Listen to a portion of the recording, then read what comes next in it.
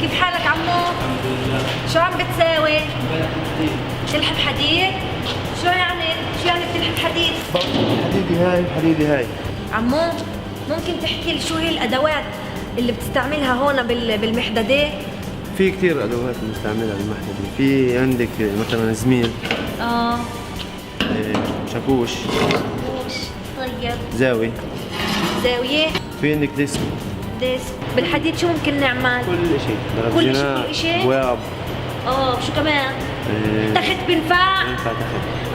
طيب لانه انا عمو بدي اعمل لصديقي ارنوب تخت هديه بعيد ميلاده، بنفع اجي اعمل هون؟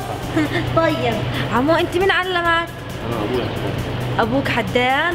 طيب ابوك مين علمه؟ ابوي يتعلم صنعة. فهمت.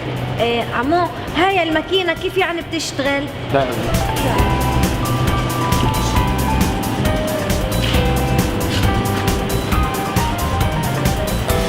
هذا اسمه غربي. اسمه غربي؟ يعني ناقص. طيب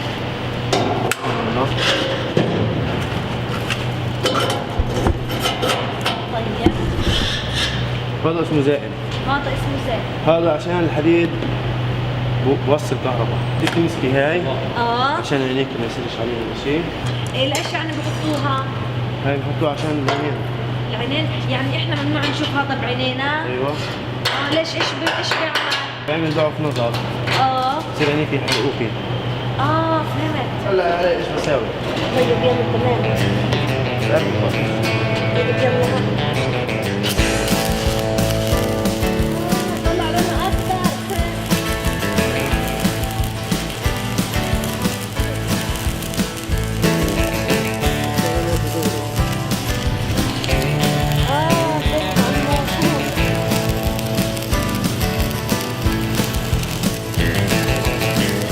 خلص هذا هيك يعني بدك انت بتقول لحالك. فهمت. هذا هو شغلنا عمو. عن جد يعطيك العافية عمو، انتوا بتتعبوا كثير. هذا شكله كثير ثقيل، نقدر نعمل عمرات. ايوه. انتوا عمو كيف بتحملوا هذا الحديد وبترفعوه؟ في عندنا رافعة؟ وينها ممكن اشوفها؟ يا ولاد تعال نشوف الرافعة.